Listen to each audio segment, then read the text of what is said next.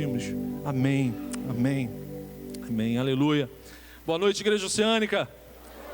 É uma alegria estar de volta. Eu e Deisilane ficamos 15 dias de férias.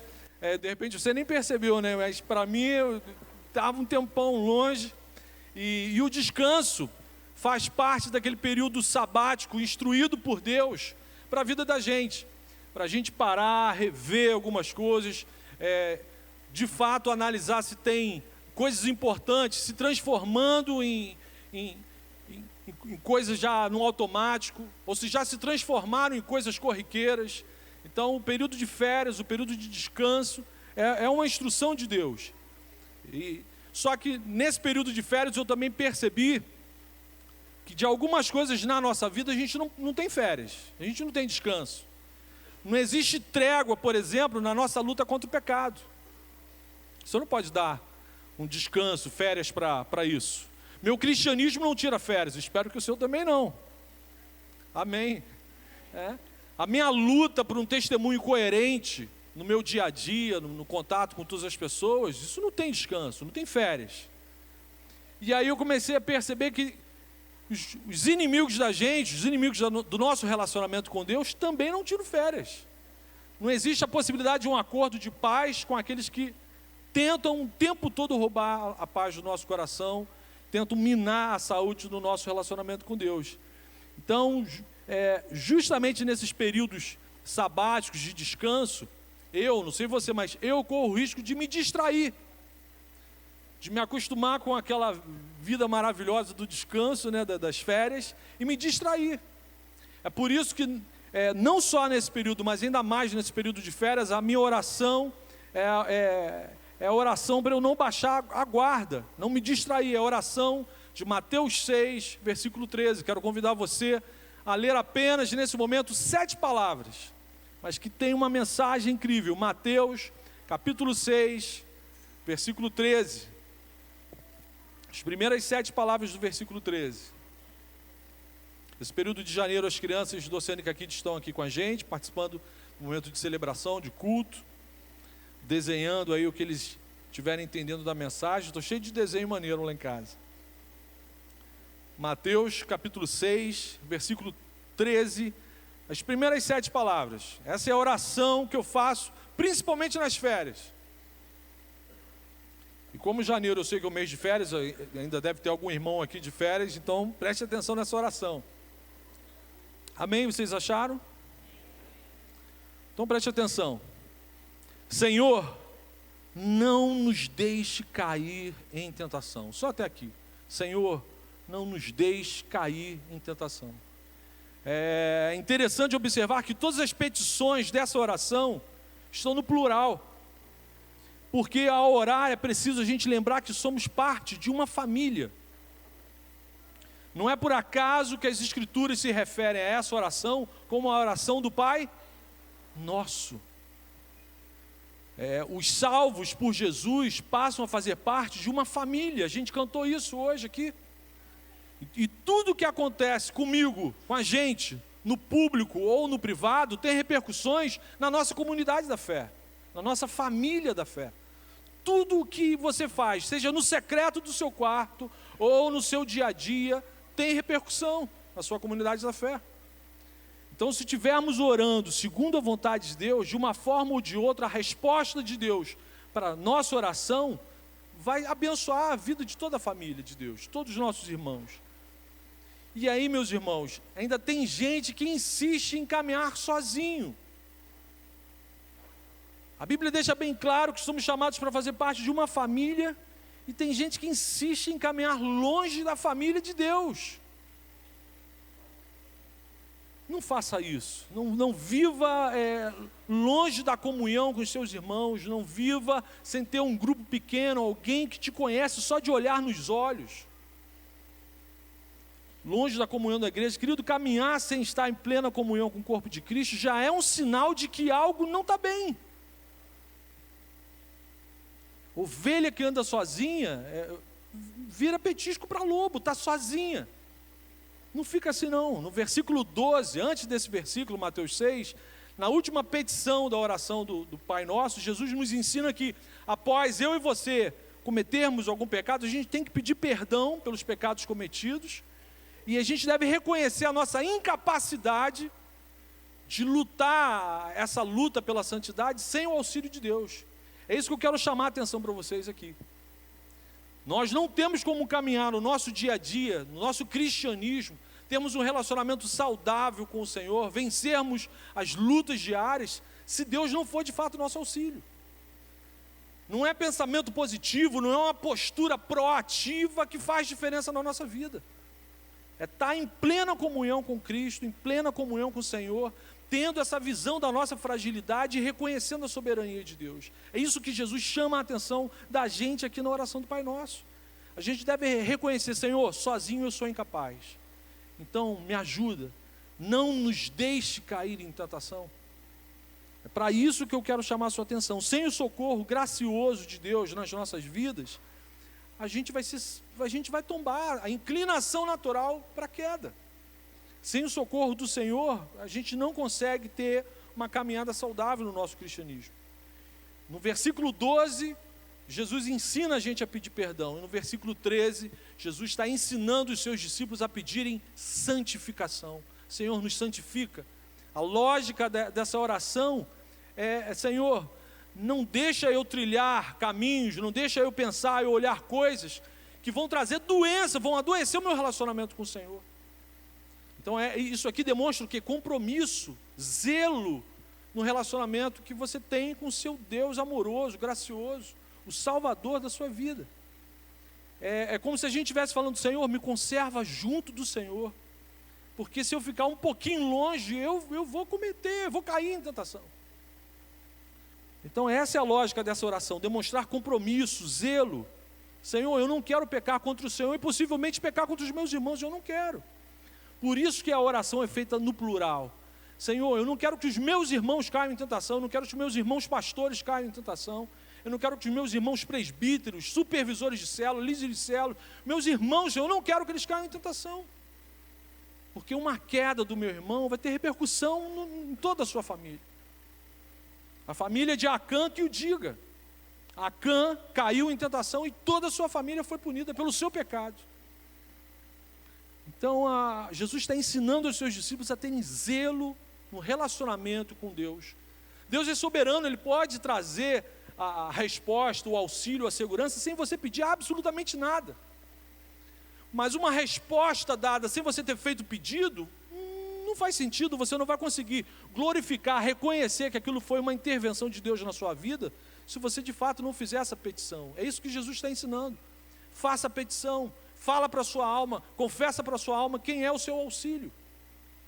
E aí, quando você receber a resposta do alto, você vai glorificar o nome do Senhor. E aí a oração: Senhor, não nos deixes cair em tentação. Mas afinal, o que é tentação? O John Owen, um dos nossos grandes heróis da fé cristã no século XVII, é uma frase, eu não sei se estão conseguindo transmitir, é uma frase grande, eu estava contando com a transmissão para os meus irmãos anotarem, mas então preste atenção, para você não cair em tentação. A definição de John Owen para a tentação: tentação é qualquer coisa que sob qualquer circunstância tem a força de roubar a sua atenção das coisas de Deus. Tentação é qualquer coisa que exerce uma força capaz de afastar. Entrou lá. Amém, amém. Louvado seja o nome do Senhor por esse dedo abençoado que conseguiu concretizar o meu pedido. Então, tentação é qualquer coisa que, sob qualquer circunstância, tem a força ou a eficácia de afastar a mente de um homem da obediência que Deus requer diante de qualquer situação. Então, tentação é tudo aquilo que rouba a sua atenção do reino. E ela acontece a todo momento. Nesse exato instante, alguns irmãos estão sendo tentados a olhar aquela mensagem do Zap Zap, que seu celular tremeu agora aí você está sendo tentado a olhar essa mensagem que entrou. O inimigo está usando uma pessoa para te distrair, porque Jesus não está mandando o WhatsApp para você agora. Então, a todo momento, a gente corre esse risco de desviar a nossa atenção das coisas do reino. E ela acontece a todo momento. A tentação serve para mostrar o mal que existe dentro da gente, de todos os seres humanos. A tentação serve para mostrar que todos nós somos feitos do mesmo barro, saímos da mesma olaria. Existe diferença, temos desejos e inclinações assustadoras. Por isso, nessa petição do versículo 13, o cristão coerente reconhece que, mesmo convertido, ele é incapaz de se manter firme nessa batalha pela santidade sem o socorro de Deus. Você tem que estar seguro nas mãos do Senhor. Por quê? Porque nós ainda temos uma natureza pecaminosa. Ainda possuímos desejos, motivações, pensamentos e ações incompatíveis com a natureza que o Espírito Santo está construindo na gente. O apóstolo Paulo fala que nós somos obras inacabadas. Tem gente que já está com porcelanato na sala, mas tem gente que só está com vergalhão. Aquela parede de chapisco grosso. Somos obras inacabadas. Então, a gente precisa tomar cuidado com os inimigos que estão aí rondando e que não tiram férias. E quem são esses inimigos que nunca saem de férias? Anote aí, ó. O mundo, a carne e o diabo, os demônios. Esses inimigos jamais nos darão um tipo acordo de paz. Não tem jeito. Não vão nos dar descanso. E aí o que é o mundo biblicamente falando? Na Bíblia você vai encontrar vários versículos falando sobre o mundo. Mas especificamente aqui, quando eu me refiro ao mundo como um inimigo, o que a Bíblia está chamando de mundo? Aqui no sentido da mensagem, mundo é o nosso presente século. Tudo aquilo que é formado por pessoas, instituições, produções humanas, filmes, arte de uma forma geral, política, economia, tudo que é produzido pelo ser humano, influenciado por nossa natureza caída e pelas trevas. O ser humano produz muita coisa boa, mesmo ainda sem ter relacionamento com Cristo. A teologia chama isso de graça comum. Tudo que um ser humano produz que é bom, é graça, é presente de Deus sobre a vida dele. Mas quando ele produz algo influenciado por sua natureza caída e pelas hostes de Satanás, a Bíblia chama isso de mundo, do presente século. O mundo, o presente século em que você vive, é um ambiente que tenta te enquadrar o tempo todo, tenta formatar você o tempo todo com a aparência dele, com a imagem e semelhança dele, desse presente século. Paulo fala para a gente tomar cuidado com isso, em Romanos capítulo 12, uma passagem clássica em que Paulo fala: não vos conformeis, não assuma a forma desse presente século. A gente não pode ter a mesma forma de pensar e de viver deste mundo que ainda não conhece Jesus.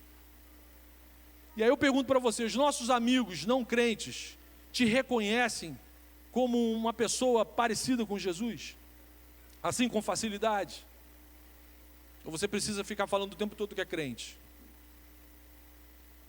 Na igreja, todo mundo tem um rostinho de crente. Eu daqui de cima olho assim, só crente bonito, oh glórias.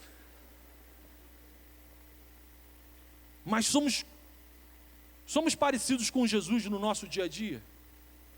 Na nossa forma de dar bom dia para o nosso cônjuge, na nossa forma de tratar o nosso chefe, a autoridade constituída por Deus sobre a nossa vida, de tratar o nosso subordinado, a pessoa que Deus colocou na nossa vida para a gente cuidar, para a gente orientar. Temos a aparência de Cristo nessas situações. A gente precisa ter essa preocupação. A gente é constantemente influenciado pelo mundo, pelo presente século. Por isso que a gente tem que vigiar.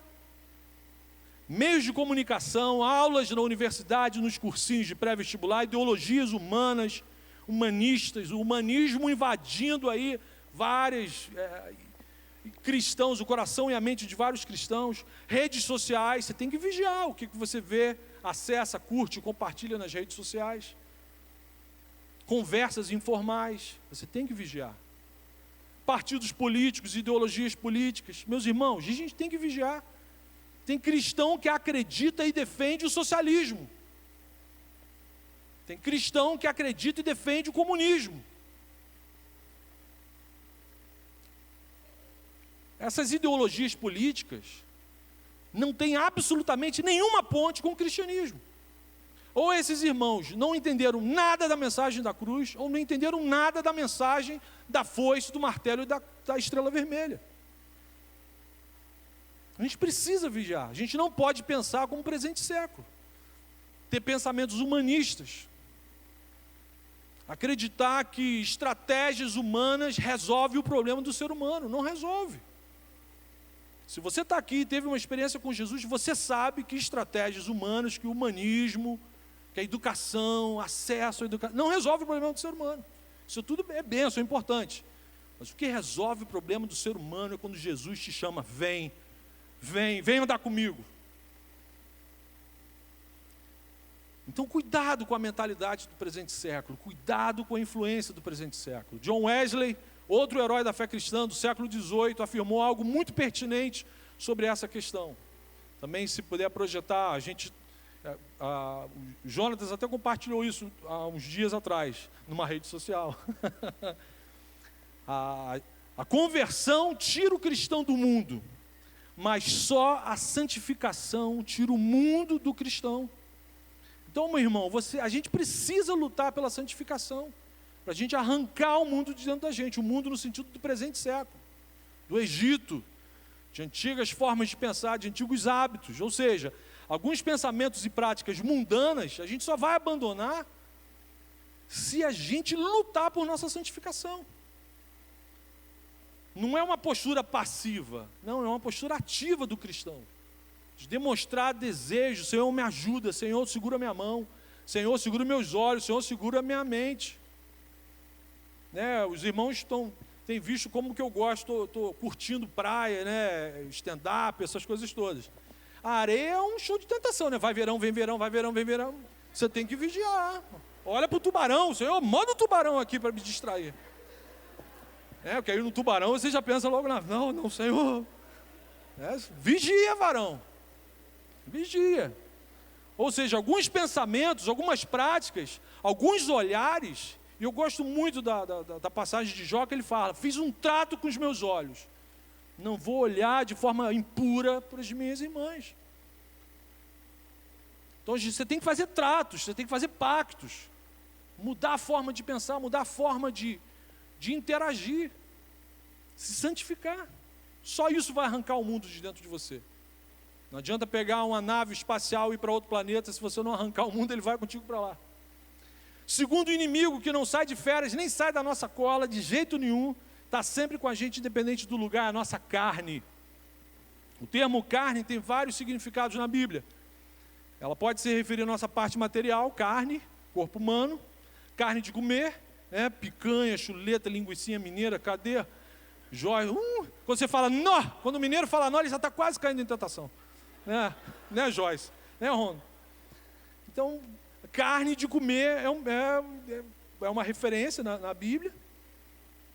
E o outro termo que eu quero chamar a atenção é carne no sentido da nossa natureza caída, aquilo que ainda habita em nós, que está sendo transformado pelo Espírito Santo, que a Bíblia chama de carne. É o velho homem inclinado ao pecado que ainda habita em nós. É nesse último sentido que a carne é um grande inimigo das nossas almas, do nosso relacionamento com o Senhor. Curiosamente, embora pareça mais fraca, a carne é um inimigo decisivo nessa nossa batalha pela santidade. Nosso pior inimigo é o nosso coração desesperadamente corrupto. Ele nos engana com muita facilidade. Preste atenção no que o apóstolo Paulo registrou em Romanos, capítulo 7, versículo 18. Sei que nada de bom habita em mim. Aí ele explica, isto é, em minha carne, porque tenho o desejo de fazer o que é bom, mas não consigo realizá-lo. Porque a natureza caída tem inclinações contrárias ao novo homem, aquele que está tendo relacionamento com Cristo. É essa natureza completamente inclinada para o pecado, que Deus abomina, que faz um estrago na nossa relação com Ele, com o próximo e com a criação. A gente pode ser extremamente tentado pelo mundo, pelos pensamentos humanistas, a gente pode ser tentado pelo diabo, mas se a carne não ceder a nenhuma dessas tentações, com a graça de Cristo a gente permanece íntegro, reto, ilibado. Mas para a carne não ceder, além da gente permanecer vigilante, a gente tem que estar com a fé fortalecida. Por isso que o Espírito Santo te trouxe aqui hoje à noite, para você fortalecer a sua fé, ser santificado, sair daqui preparado para enfrentar e não cair nas tentações. Com a graça de Cristo a gente vence o mundo, vence a carne, e a gente vai vencer também o terceiro inimigo que a gente tem que enfrentar todos os dias, que é o diabo, Satanás. Aquele que foi expulso do céu no dia que falou: companheiros, não existe anjo aqui no céu mais santo do que eu. Aí Deus falou: Lulu, vai para o inferno. Lulu de Lúcifer, né? Lulu de Lúcifer, Lúcifer, vai para o inferno. Ah, não, chega, Lúcifer, acabou, não gostei. Assim, e tem gente que não acredita nisso. Vigia, hein? Diabo é uma criatura, é real. Não é produto da nossa psicologia, do nosso psique, da nossa... Não, diabo é uma criatura caída, foi expulso de fato da presença de Deus, foi destituído da glória de Deus, vive em pleno estado de rebeldia, está debaixo da autoridade de Deus, ele não é autônomo, ele não é livre, mas ele tem uma liberdade, ele tem uma possibilidade de perturbar a vida da gente. Para o não cristão, para aquele que ainda não tem um relacionamento saudável com Cristo, ele é instrumento de juízo na vida dessas pessoas. E para o cristão, ele é instrumento de luta mesmo, de tentação. Ele vai te tentar naquilo que você tem inclinação. Ele não vai forçar você a desejar algo que você não gosta. Eu nunca fui tentado a comer um prato de chuchu. Nunca fui, prato de chuchu, nunca aconteceu isso comigo. Por quê? Ele sabe que eu não gosto de chuchu. Agora, quindinho, não caí na tentação, eu só pensei, quase minha mente foi desviada, não, está amarrado, sai, vai embora. Chuchu é melhor, na altura do campeonato chuchu é melhor. Mas Satanás tentou Jesus, e se tentou Jesus, vai tentar os discípulos de Cristo. Ele faz o mesmo com a gente, nos dias de hoje. Ele rouba a palavra de Deus do coração de muitas pessoas, a Bíblia fala isso, que a semente, a mensagem é lançada, e tem gente, infelizmente eu sei, não precisa ser profeta, está na palavra, tem gente que ao sair dessa reunião já vai esquecer o que eu falei hoje à noite.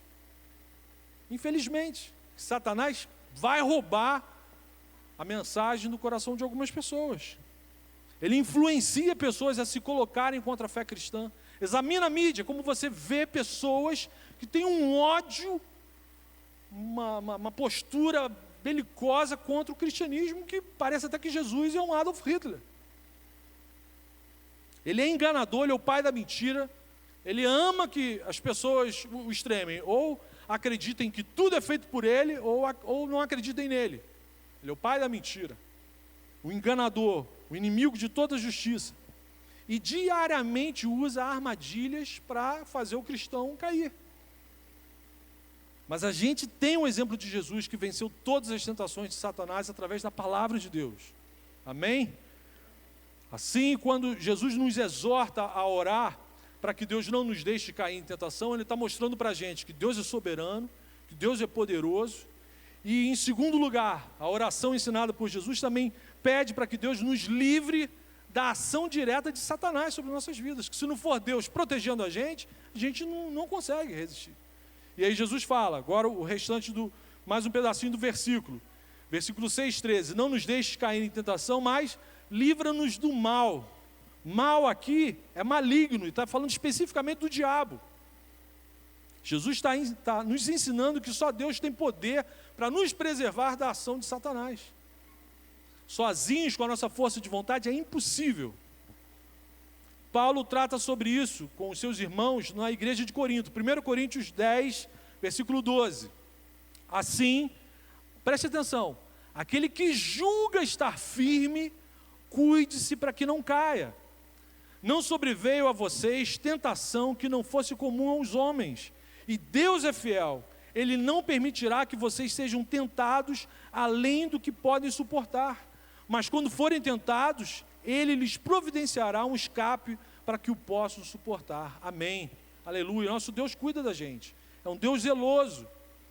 Mesmo em nosso período sabático de descanso, ou no nosso dia normal, do corre-corre, do trabalho, a gente é chamado a peregrinar nesse mundo em santidade, na direção de Jesus Cristo. Somos indesculpáveis porque nós temos um Deus zeloso que cuida da gente. Por isso a gente é exortado pela palavra a orar como Jesus ensinou, a usar as mesmas armas que Jesus usou. Então, meus irmãos, diante de tudo que a gente conversou, que eu fiz a exposição até aqui, quais são, o que a gente pode de prático utilizar no nosso dia a dia para vencer os nossos inimigos que nunca saem de férias? Primeira aplicação prática. Anote aí, não ameis o mundo. O apóstolo João, conhecido no Novo Testamento como o apóstolo do amor, ele orienta o cristão a não amar o mundo. O mundo nesse sentido de presente século. Não é o mundo criação, não vá matar as andorinhas, não é isso. Não ameis o mundo no sentido de presente século. Olha o que está escrito no versículo, na primeira epístola de João, capítulo 2, versículo 15 e 16. Não ameis o mundo, nem as coisas que há no mundo, nesse presente século. Se alguém amar o mundo, o amor do Pai não está nele. Porque tudo que há no mundo, a concupiscência da carne, a concupiscência dos olhos e a soberba da vida, não procede do Pai, mas procede do mundo. A ordem é clara: não ame o presente século, nem as coisas que existem nele. Aí João fala quais são as coisas que existem nesse presente século. Concupiscência da carne, que palavra bonita é essa? Não bote no nome de ninguém. Com concupiscência, vem cá, não bote. Concupiscência da carne, são todas as imoralidades, todas as perversões, toda espécie de imoralidade sexual que você possa imaginar, são as concupiscências da carne. O apóstolo João está dizendo, isso existe no presente século. Não ame essas coisas. Quem ama essas coisas, o amor de Deus não está presente na vida dessas pessoas. E aí ele continua explicando. A concupiscência dos olhos também está nesse presente século. O que é isso? É o desejo intenso pela aquisição de bens. Em português, claro, a avareza. É o amor compulsivo, demasiado, pela aquisição de bens, pelo desejo de ter coisas materiais na sua vida. É o indivíduo que corre desenfreadamente atrás daquilo que ele não trouxe para esse mundo. Concupiscência dos olhos. E a soberba da vida, o que é isso? É o desejo de posição. É o indivíduo insuportavelmente altivo. É querer estar acima de todos o tempo todo. É gente que fala, por exemplo, isso que a gente ouviu essa semana: não existe nesse país ninguém mais honesto do que eu. Isso é a soberba da vida. Desejo compulsivo do indivíduo de tornar-se Deus para si mesmo. Segunda aplicação: vigiai e orai. Mateus capítulo 26, versículo 41, Jesus fala isso: vigiai e orai para que não entreis em tentação. O espírito, na verdade, está pronto, mas a carne é fraca. Então, se a gente sabe que a carne é fraca e cai com facilidade, então eu tenho que vigiar. E não há nada mais seguro do que vigiar em grupo, em família. Torno a repetir: como alguém consegue, insiste em viver longe da plena comunhão com a igreja de Cristo? Você não consegue vigiar sozinho. Em algum momento, você vai ser enganado. Eu vigio quando eu caminho em plena comunhão com a igreja. É um ledo engano se afastar da comunhão dos irmãos. Pedro diz isso, o apóstolo Pedro agora diz isso. Pedro capítulo 5, versículo 8. Sede sóbrios e vigilantes. O diabo, vosso adversário, anda em derredor como um leão que ruge procurando alguém para devorar. Então ele está cirandando, ele está rodeando. Quem está sozinho é muito mais fácil. Não precisa ler a arte da guerra para saber que quem está sozinho é muito mais fácil ser derrubado. Quem tenta caminhar longe do rebanho já se tornou presa fácil. Os desigrejados são alvos fáceis. Então a palavra é: não caminhe sozinho. Procure. Antigamente a gente falava: procure uma igreja perto da sua casa. Não, hoje a gente não pode falar isso. Procure uma igreja perto da sua Bíblia. Que perto da sua casa pode ter uma porção. Às vezes você bota o pé na calçada, tem 3 igrejas perto da tua casa. Mas procure uma igreja que esteja perto da Bíblia. Uma igreja que tem uma mensagem associada na direção da palavra de Deus, íntima com a pregação do Evangelho. O outro imperativo de Jesus é a oração. Vigiar e orar. A oração é crucial para nos manter vigilantes. A oração mantém a minha sanidade espiritual. Enquanto eu estou orando, a minha mente é ocupada por coisas do reino. O propósito da oração é glorificar o nome de Deus, é pedir ajuda para a gente realizar a vontade dele. Calvino falava que a oração é um antídoto para todas as nossas aflições. Então vigie e ore, meu irmão. Vigie e ore. E se você que me escuta agora não suporta mais ser escravizado pelas inclinações da sua natureza, você não suporta mais ser escravizado por esse presente século, nem não aguenta mais ser marionete de Satanás, faça uma oração hoje à noite. Fale com Jesus. Hoje pode ser noite de libertação, de salvação para a sua vida. Amém? Faça uma oração, peça socorro, peça ajuda a Jesus. Fala: Jesus, por favor, perdoa os meus pecados, muda a história da minha eternidade, entra na minha história, na minha vida. Depois você pode procurar um dos pastores, um dos presbíteros, a gente ora com você, a gente conversa com você. Mas não saia daqui sem fazer essa oração. Terceira aplicação: não dê lugar ao diabo. Não subestime o inimigo das nossas almas. Não é para supervalorizar, mas também não é para subestimar. Não mantenha pecados de estimação guardados em seu coração. Não anda na beira do abismo. Não dê lugar ao diabo, não ande sozinho. Use a armadura de Deus, Efésios 6. Faça como Jesus, você tem que estar revestido pela palavra. Quarta aplicação: lute a batalha pela santidade com as armas de Jesus. Para reforçar aqui, quais foram as armas que Jesus utilizou? Palavra. Respondia toda a tentação com a palavra. Inclusive ele estava experimentando um momento de jejum. Estava intimamente ligado com o Senhor, então tenha profundo conhecimento da palavra de Deus. Use a vida constante de oração, de jejum, comunhão com o Pai, com os irmãos. Use as armas que Jesus usou pela santidade. Faça o mesmo, o Espírito Santo te ajudará. Ele é a força que nos mantém firmes diante do Senhor. Quinta aplicação: se João fala para a gente não amar o mundo, é para a gente, quinta aplicação, odiar o pecado. É para odiar o pecado, todas as suas forças. Está na palavra de Deus. Judas, o outro, Judas o salvo, esse aqui, Judas, versículo 23, ele fala claramente isso: tenha ódio do pecado. Se você tem ódio do pecado, você não cai, você não pratica isso. Odeie entristecer Deus. Odeie entristecer o Deus da sua salvação. Mas quando você pecar, volte correndo arrependido. Não demore a assumir a sua culpa. Não demore a assumir que caiu em tentação. Não demore a assumir que de fato você pecou. E corra arrependido para o Deus da sua salvação, confessando sem demora.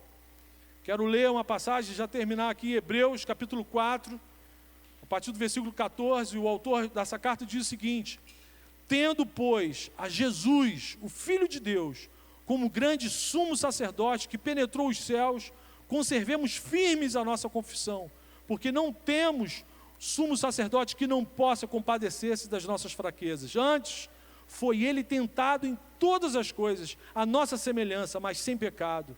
Acheguemo-nos, portanto, confiadamente junto ao trono da graça, a fim de recebermos misericórdia e acharmos graça para socorro em ocasião oportuna. Amém? Jesus é a nossa força, é a nossa vitória, o nosso Redentor. Ele é o nosso sumo sacerdote, o nosso único e sumo pontífice. Ele que faz a ponte da gente com o Senhor. E é tudo para a glória do Senhor. O final de todas as coisas é que o Pai seja glorificado. Isso tudo, nossa luta pela santidade, é para que o Pai seja glorificado. Esse foi o final da oração que Jesus nos ensinou.